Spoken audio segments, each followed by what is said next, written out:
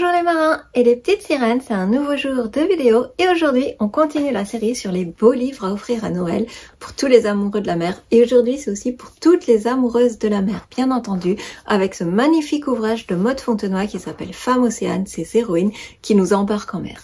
C'est vraiment une lecture absolument indispensable et on va y revenir mais je vous conseillerais vraiment d'offrir ce livre à toutes les filles, toutes les petites filles qui s'intéressent à la mer, qui s'intéressent à l'océan, à la navigation, aux sciences marines, aux poissons, aux dauphins, à la botanique, pour leur montrer toutes ces panels de métiers un peu ignorés et dont on n'a pas forcément conscience quand on est enfant, mais pour leur montrer que ça existe et qu'elles peuvent s'engager dans ces... Voilà.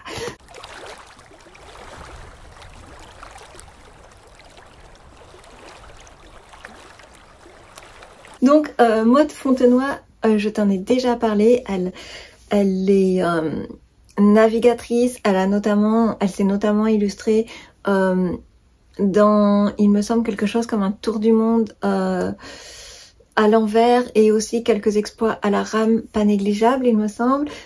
C'est une grande navigatrice, bien entendu, une grande sportive et elle est aussi très engagée au point de vue politique et scolaire pour promouvoir la mer dans les écoles, pour faire connaître la mer aux plus jeunes et dès le plus jeune âge, mais aussi elle est très engagée et très militante pour la protection des océans, bien entendu. Je t'ai parlé déjà de ces anciens ouvrages tels que Bleu, un océan de solutions ou La mer au secours de la terre, et donc elle nous revient avec ce magnifique ouvrage des femmes océanes.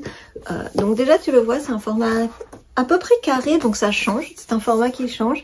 C'est un beau livre, mais c'est un beau livre, un peu moins beau livre, si je puis dire, que le dernier ouvrage que je t'ai présenté de chez Vagnon sur la course au large. Dans le sens où c'est une couverture souple, c'est un livre souple, il n'y a pas de couverture cartonnée et on n'est pas sur papier glacé, on est sur du papier mat. Alors ça a un côté peut-être un peu plus écologique et peut-être un peu moins onéreux à produire, mais du coup on est sur un beau livre et sur un livre intéressant, mais c'est une gamme un tout petit peu en dessous de beaux livres si je puis me permettre. Le livre est assez conséquent, il fait quelque chose comme 160 pages et l'un de ses atouts majeurs, bien entendu, ça va être sa présentation.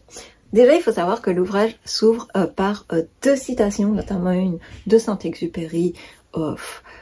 Là, j'ai envie de dire, c'est pas l'originalité, c'est un peu comme tous les livres qui parlent de voyage, qui parlent de mer, qui parlent d'expédition. Mais une seconde de notre chère Alexandra David-Néel, je sais jamais comment on prononce. Tu commences à avoir l'habitude de mes prononciations foireuses, qui déjà nous ancre un peu plus dans la femme d'aventure, la femme d'expédition, la femme de voyage, la femme de science si on peut dire, et la femme qui a transcendé sa condition pour vivre ses propres rêves.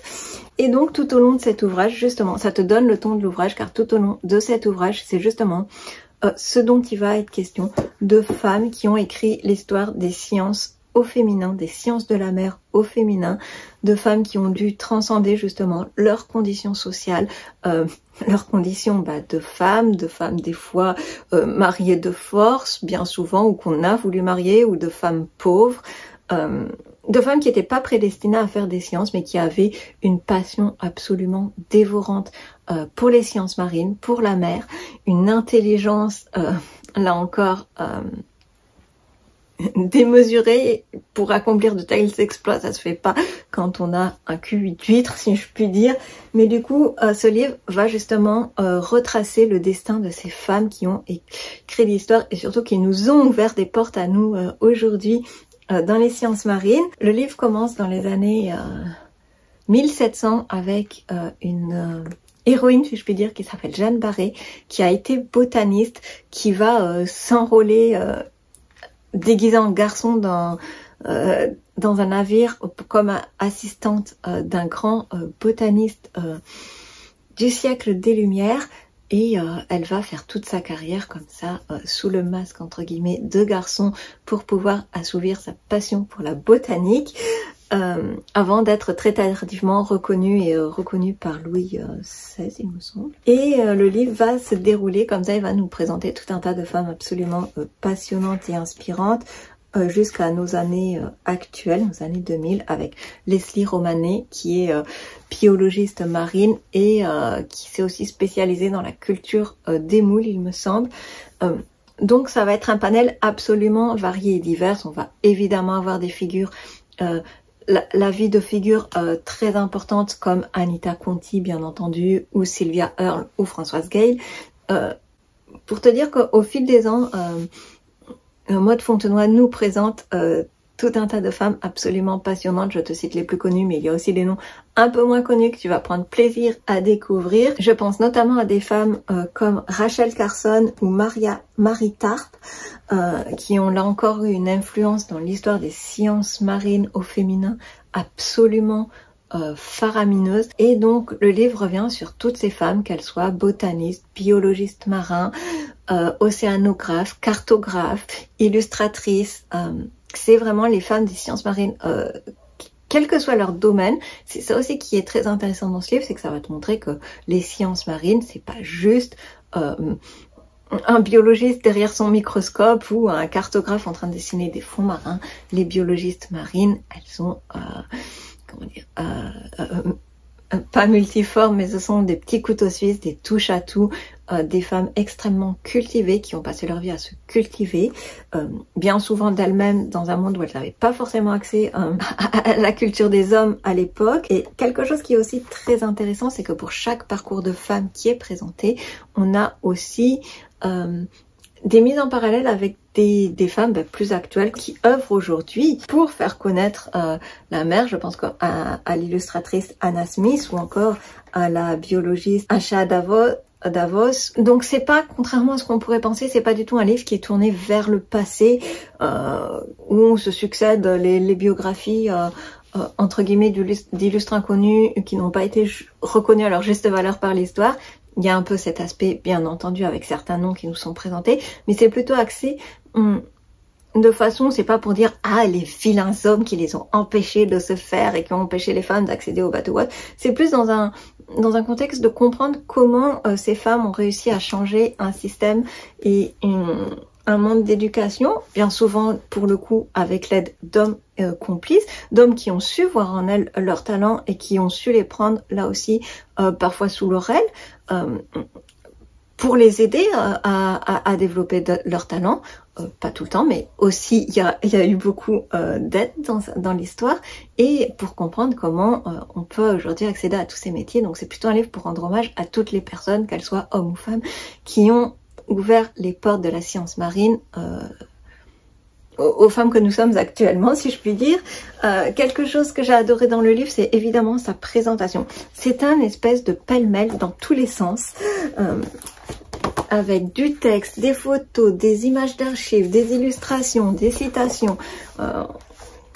Il y en a pour tous les goûts et les couleurs. C'est vraiment un beau livre en termes de visuel, et ça donne vraiment cet aspect très carnet de voyage, très carnet de mission, comme si on était avec ces femmes sur le bateau, et comme si on prenait des notes, comme si on avait annoté des citations qu'on avait lues dans des ouvrages, comme si on avait dessiné le croquis d'un poisson qu'on venait d'étudier ou d'une espèce qu'on venait de découvrir. Donc ça, c'est vraiment le côté très immersif du livre qui est pour le coup absolument passionnant et qui nous fait ressentir un peu cet esprit, cette ambiance de vieux livres, de vieux carnets d'exploration, de cartes marines comme on aime certainement toi et moi en parcourir et avoir dans nos collections. Évidemment les images d'archives, les photos d'époque, là encore donnent un grand plus à l'ouvrage, dans le sens où ça renforce le côté immersif. On a l'impression d'être avec ces femmes, d'être sur le bateau et d'être leur assistante presque, à passer les pinceaux ou les instruments dans leurs recherches. Mais ça va peut-être être aussi un autre point aussi très intéressant de l'ouvrage, c'est que Maud Fontenoy revient régulièrement au fil des pages sur des légendes, sur des idées reçues, sur par exemple pourquoi dans le passé on disait que les femmes en mer portaient malheur, tout comme les lapins ou des choses comme ça. Donc petit à petit aussi elle déconstruit des mythes, elle revient sur des idées reçues, sur des mythes, sur des légendes comme les sirènes ou des choses comme ça, les figures de proue des navires. Donc il n'y a pas que le côté scientifique pur et dur, mais il y a tout un tas de légendes qui entourent la mer qui sont aussi décryptés. Donc ça, c'est aussi absolument passionnant et ça donne vraiment ce côté culturel.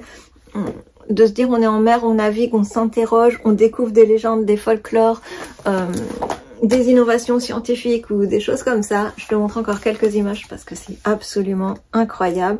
C'est un livre absolument incroyable et vraiment en termes de mise en page, je trouve qu'en termes de mise en page c'est un très beau livre.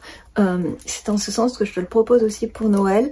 Et qu'est-ce que je voulais dire? L'un des seuls points négatifs qui découle un peu de ce point positif de la mise en page, où on a l'impression de tenir soi-même un carnet de voyage, où on colle, on découpe des timbres qu'on aurait reçus, on découpe des gravures de journaux, des bouts d'articles, des bouts de cartes, dans un carnet de voyage qu'on tiendra au jour le jour. Ce qui en fait aussi l'un des points faibles, dans le sens où, je suis en train de te chercher d'une page d'illustration, on va avoir comme ça beaucoup de jeux de couleurs, de jeux de mise en page. Et c'est absolument intéressant, ça rend l'ouvrage très dynamique. Et en même temps, je pense aux personnes malvoyantes ou aux personnes qui auraient des troubles de l'apprentissage et de la lecture, qui auraient beaucoup de mal à lire. Par exemple, des troubles dyslexiques très profonds où le changement de police, de couleur à répétition peut être très difficile à lire. Je pense aussi évidemment aux gens qui ont des troubles de la vision, des problèmes visuels, que ce soit du daltonisme ou d'autres maladies des yeux. Le fait d'avoir des fonds très colorés, des polices très différentes peut là encore rendre l'ouvrage assez compliqué, je pense, à lire. Donc tu commences à avoir l'habitude sur ces chroniques. J'essaye de te dire pas que le point positif des livres, mais penser aussi à tout le monde et aux personnes qui pourraient avoir un peu plus de mal dans la lecture de cet ouvrage. Et surtout, ce que j'ai trouvé un peu déplaisant à la lecture, même si les textes, eux, pour le coup, sont passionnants, fourmis de faits scientifiques et historiques totalement passionnants, fascinants et... on peut que aimer ces femmes, honnêtement. C'est que tu le vois, tous les textes sont découpés en carrés. Et j'aurais aimé que chaque carré soit découpé à la fin d'une phrase, parce que souvent, les carrés, on passe d'un carré à l'autre. On est en plein milieu d'une phrase, on a une suite dans une police différente. Des fois, ça recommence par une citation, puis le texte, puis des encarts à lire, alors qu'il faut tourner la page et que la phrase du carré n'a pas été terminée. Donc ça, c'est aussi quelque chose qui peut rendre la lecture un peu fatigante à lire, un peu... Même si, encore une fois, les textes en eux-mêmes sont passionnants, sont très bien écrits et sont plutôt très justes scientifiquement, les citations sont bien souvent absolument à couper le souffle, bien entendu, même si pour le coup, j'ai trouvé que dans les citations qui étaient notées et qui étaient mentionnées, bon... Honnêtement, quand tu as lu des livres de mères qui mettent des citations dans leurs ouvrages, on retombe souvent quand même sur les mêmes citations ou sur les mêmes auteurs, bon... Voilà, c'est pas forcément le plus gros intérêt du livre d'avoir ces citations, mais vraiment voilà, ce que j'ai trouvé un peu pénible à lire, c'est le découpage du texte. C'est pas les textes en eux-mêmes, mais le découpage où il faut souvent naviguer de quelque chose, d'un point à un autre. C'est aussi ce qui rend évidemment ce côté carnet de voyage, carnet de recherche écrit sur le vif où on colle plein de choses, on prend plein de notes dans tous les sens. On est d'accord que ça rend absolument bien cette ambiance-là. Par contre, découper les textes sur des phrases finies, je trouve que ça aurait été un plus et un confort de lecture non négligeable, il me semble. Comme je te disais, ce qui est très agréable dans ce livre, c'est que ça revient absolument sur sur des figures de femmes absolument importantes et qui ont écrit l'histoire des sciences au féminin et des sciences marines, notamment au féminin. Ça change des livres dédiés aux femmes du monde nautique, de la voile. C'est bien aussi d'avoir ce genre d'ouvrage pour les femmes de science et notamment j'aimerais terminer cette chronique en te disant que c'est un livre à offrir à absolument toutes les petites filles qui se passionnent pour la mer, qui se passionnent pour les sciences marines. Bon, tu le sais, personnellement, je suis passionnée par les sciences marines et je suis pas mal de séminaires, pas mal de conférences, pas mal de workshops dans ces domaines-ci. Et quelque chose qui revient absolument à chaque session, c'est on a besoin de femmes dans ces filières. On manque de femmes, il faut plus de parité, on veut plus de femmes dans nos laboratoires, dans nos instituts de recherche. Il faut ouvrir les portes aux femmes. Et ben, le problème, c'est qu'on les a pas forcément encore, bien que ça tende à changer énormément. La preuve, des ouvrages comme ça en sont totalement la preuve. Et c'est en ce sens que je te dis, offre-le à toutes les petites filles qui se passionnent pour la mer, parce que ne serait-ce que moi à mon échelle, où j'ai grandi à la campagne, tu le sais, j'étais déjà passionnée par la mer, mais ne serait-ce que ça, enfant, je n'avais aucune connaissance de personnages comme Anita Conti ou Sylvia Earle, et ne serait-ce même imaginer que j'aurais pu faire une carrière et faire des études dans ces domaines-là pour ensuite, plus tard, travailler dans les sciences marines, dans la biologie marine ou l'océanographie. Donc, donner le goût de la mer, donner le goût des sciences marines aux petites filles, c'est aussi quelque chose qui s'apprend, qui se cultive, et notamment en passant par des ouvrages comme ça qui vont leur montrer qu'il y a des femmes bien avant elles qui ont fait des choses absolument incroyables dans ce milieu-là, qui ont eu une carrière absolument impressionnante ou qui ont encore des carrières impressionnantes. Je pense notamment à Françoise Gale, respect total, ou à Sylvia Earle, bien entendu. Ce sont des inspirations au quotidien pour beaucoup d'entre nous. Donc voilà, je trouve que c'est un livre vraiment à mettre entre les mains de toutes les petites filles qui aiment la mer pour Noël. Et qu'est-ce que j'aurais pu oublier de te dire pour finir? Qu'évidemment, le livre fourmille de références. Tu l'auras compris avec les exemples que je t'ai donnés. Nos scientifiques préférés sont à la fois botanistes, corsaires, pirates, biologistes, cartographes ou illustratrices. Elles ont exercé ou elles exercent des métiers très différents les unes des autres. En même temps, cet amour de la mer, je pense, les connecte toutes entre elles, et surtout quelque chose qui est très agréable dans le livre et qui va un peu avec le côté qui déconstruit les mythes autour de la mer ou les légendes, qui met en avant certaines légendes maritimes ou marines. C'est que le livre fourmille et met vraiment en avant les ouvrages qu'ont pu écrire ces femmes. Donc ça, c'est le gros piège du livre. Ça va te donner envie de te replonger ou de te plonger dans la lecture de tous les livres qu'ont pu écrire ces femmes au fil des ans, et bien souvent avec une écriture assez prolifique où chacune de ces femmes n'a pas écrit qu'un seul livre. Donc prépare le budget pour acheter d'autres livres à la fin de la lecture de ce livre. Donc voilà, je fais pas plus long, je te dis à très vite pour de nouvelles critiques littéraires. J'espère que cette chronique t'aura donné envie d'offrir ce livre à toutes les femmes de science, et surtout à toutes les femmes qui aiment les sciences et qui aiment la mer sans savoir qu'on peut faire des sciences marines. Souffle-leur un peu d'inspiration, donne-leur un peu d'inspiration. On a besoin de femmes qui fassent des sciences marines et qui continuent à faire vivre cette tradition des femmes de mer, des femmes de science et des femmes qui font avancer la cause de la mer, de l'océan et de la protection des océans. Offre ce livre à tout le monde, aux hommes, aux femmes, aux jeunes filles, aux jeunes garçons, et je te dis à bientôt pour de nouvelles critiques. Comme d'habitude, n'hésite pas à me dire en commentaire si tu as lu ce livre, surtout si tu l'as lu, ce que tu en as pensé. Est-ce que tu l'as aimé? Est-ce que certains points t'ont dérangé dans ce livre?